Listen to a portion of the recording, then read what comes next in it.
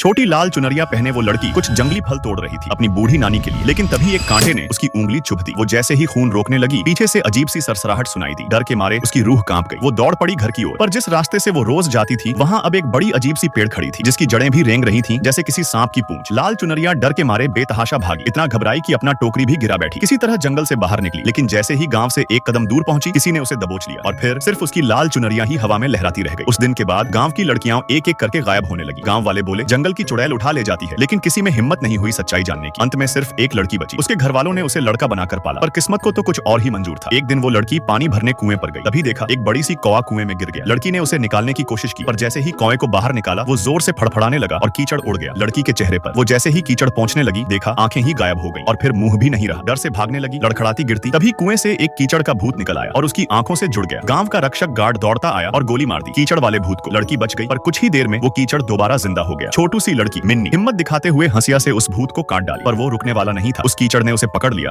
और अपनी देह में खींच लिया। और जब लोगों ने देखा, वो मिन्नी अब एक जिंजर ब्रेड बनी हुई थी। खुद ही अपने हाथ चबाते हुए कह रही थी, वाह क्या स्वाद है। और फिर वो एक छलांग में कुएं में कूद गई और गायब हो गई। अब गांव वालों ने ठान लिया बस बहुत हुआ। उन्होंने बड़ी रकम देकर ग्रिम भाइयों को बुलाया। साथ में वो बहादुर लड़की मिन्नी भी थी, जो जानती थी जंगल का रास्ता। जैसे जैसे सब आगे बढ़े, घना जंगल और भी डरावना हो चला। कहा जाता है सैकड़ों साल पहले यहाँ एक रानी रहती थी, बेहद खूबसूरत लेकिन उतनी ही खुदगर्ज। जब बीमारी फैली तो उसने सबको मरने छोड़ दिया और खुद ऊंचे टावर में छुप गई। रोज अपने 100 मीटर लंबे बालों में कंघी करती रहती। वो और कोई नहीं, लंबे बालों वाली राजकुमारी थी। पर मौत कहाँ बचती है, बीमारी ने उसे भी जकड़ लिया। लोग कहते हैं उसकी आत्मा आज भी उस टावर में जिंदा है। कहा जाता है जो भी आईना देखता है वही उसकी बातों में आकर उसका गुलाम बन जाता है। जब ग्रिम भाइयों को ये सब पता चला तो बड़े भाई जैक ने टावर चढ़ने की ठानी, लेकिन ऊपर चढ़ते वक्त रस्सी टूट गई। अच्छा हुआ वो एक मूर्ति पकड़कर बच गया। किसी तरह टावर की खिड़की से घुसा तो देखा अंदर सब उजड़ा पड़ा था। सुनहरी मुकुट भी जंग लगा पड़ा था। एक टेबल पर पुरानी चर्म पत्र रखी थी, जिसमें लिखा था अगर कोई इंसान 12 लड़कियों का खून पी ले तो अमर हो सकता है। जैसे ही जैक पलटा, देखा बिस्तर पर एक सूखी मम्मी जैसी लाश पड़ी थी। तभी एक कौवा उड़ता हुआ आया और लाश पर बैठ गया। जैक डर के मारे पीछे हटा और एक बड़ा सा आईना से टकरा गया। तभी देखा आईने में तो कमरा बहुत आलीशान है। और फिर एक मीठी सी आवाज कानों में पड़ी। वही रानी